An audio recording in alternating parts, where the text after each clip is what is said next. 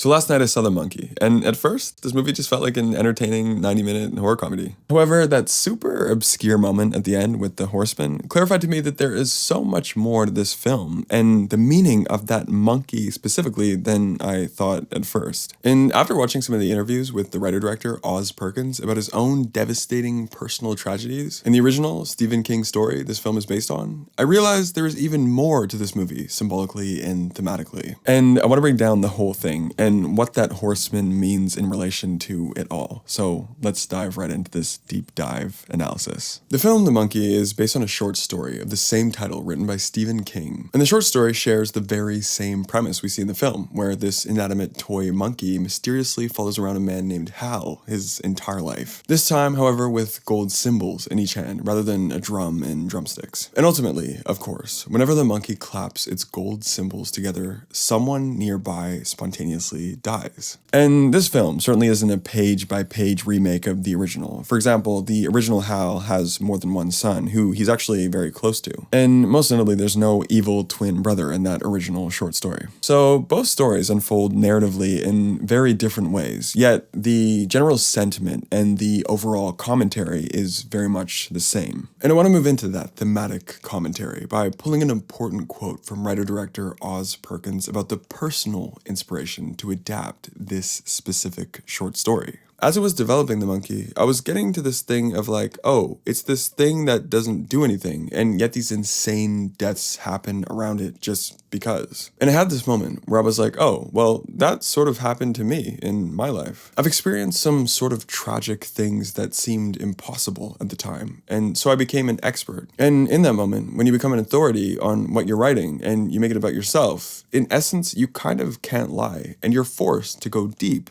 because you're airing your belief. And this personal tragedy Oz was talking about is not an exaggeration. He and his family have witnessed and experienced a lot. His father, firstly, actor Anthony Perkins, lost his own father, actor Osgood Perkins I, very early on to a heart attack, and inevitably felt he himself was to blame because he admits to wishing his father was dead, as his father was too often away from home shooting movies. Anthony was also admittedly gay and faced a world of shame and persecution for his sexuality. However, he's still married and had 2 boys with his wife, actress Barry Berenson. One of those 2 boys, of course, is writer-director of this film, Osgood Perkins II. And in Oz's late teens, his father died from AIDS, and 9 years later, his mother died as well, a passenger on American Airlines Flight 11 of the 9/11 attacks. So, as you can see, Oz was certainly staying true to this original Stephen King short story, yet he's fleshed it out into a 90-minute film using the personal details of his own actual life. The intergenerational trauma, the 2 brothers close in age, the absence of a father, survivor's guilt, suppression of deeper feelings, and the eventual loss of both parents. All of this we can see in the movie, and now we really know where it's coming from a writer's standpoint. I thought it could be so much more than just a haunted or freaky toy movie. That it could actually be about families and parenthood and the melancholy of living, which also permeates all of Stephen King's stuff, so that became the guiding force. So on that topic of the melancholy of living, there is very clearly this continuous tone of dreariness and darkness that all of our characters continue to live through. Everyone's life in this film is unpleasant in one way or another, and the film treats this very real dark side of life as if it's just an everyday thing. So with this stylistic choice in tone, the tragedy in this film becomes very casual. And that's really where a lot of the humor in this film stems from. For example, the way the pastor handles the funerals is as if it's just this passive day job for him, addressing the awkwardness and clumsily mishandling the delicate subject matter. And the mother, ironically, in the most comforting and consoling tone, telling her sons everyone is going to die in peaceful and not so peaceful ways. And on family and parenthood, as Oz mentioned, there's this intergenerational element running through, as Hal's father abandoned him, and then Hal eventually abandons his own son. Both fathers leaving their sons out of this fear for what this inescapable monkey can cause. And in reality, many fathers leave their wives and families out of this very similar inescapable fear living deep within them. So, just off that parallel, we can uncover that the monkey is a symbol of the inevitability of tragedy and the inescapable fear of that inevitable tragedy that follows us around our entire lives. And this film is a commentary on how we deal with that inevitable tragedy and the fear of death. Do we run from it?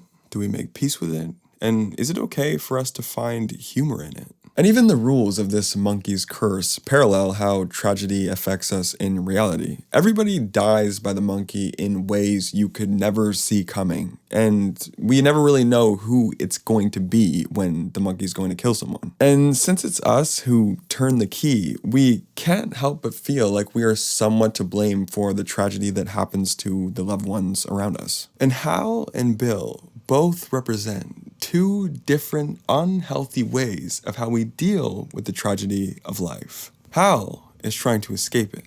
Bill is trying to control it. And it's all symbolized through how they each deal with this monkey.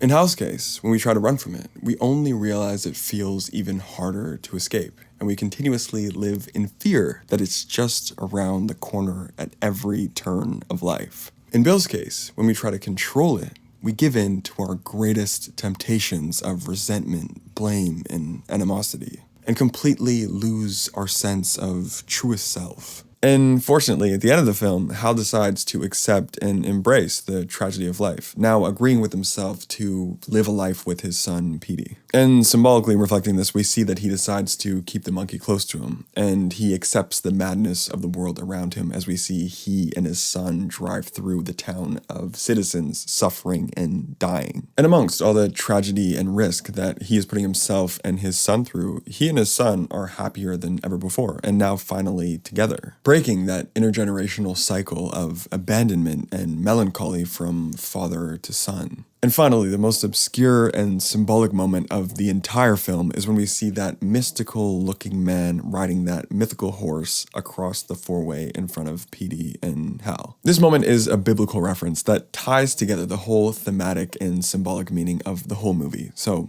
I'll explain. That horseman is one of the four horsemen of the apocalypse, part of a story in the New Testament that prophesizes the end of the world. And of course, there are many interpretations of this biblical story, but I want to use the most common interpretation, and I think this one relates closest to the movie and what the movie is trying to say. So, this apocalyptic story from the book of Revelation centers around four horsemen, each representing an element of the world's end brought on by humanity. The first horseman, riding the white horse, is known as Conquest, representing the Antichrist. He's often interpreted to represent one who will lead those without faith to succumb to their most evil temptations, beginning humanity's journey to their own demise. Following Conquest is the second horseman, War, who rides the red horse. This is a little more self-explanatory, but he represents the war, conflict, and destruction humanity is bound to engage in when under the influence of the Antichrist and their most evil personal desires. Following War is the third horseman, Famine, who rides the black horse. Also very self-explanatory. He represents the economic collapse and suffering humanity will endure as a result of their personal greed and destructive conflicts. And finally, the fourth horseman is Death,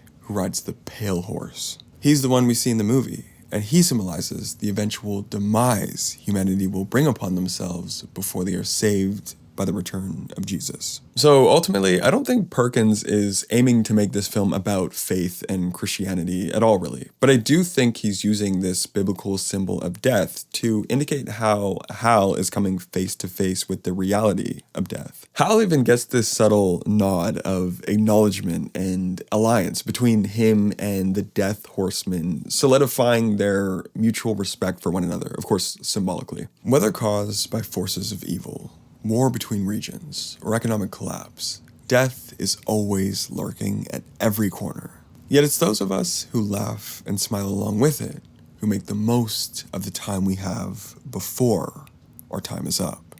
Alright, this is my analysis. Can't wait to discuss your ideas in the comments below, and thank you so much for watching. See you later.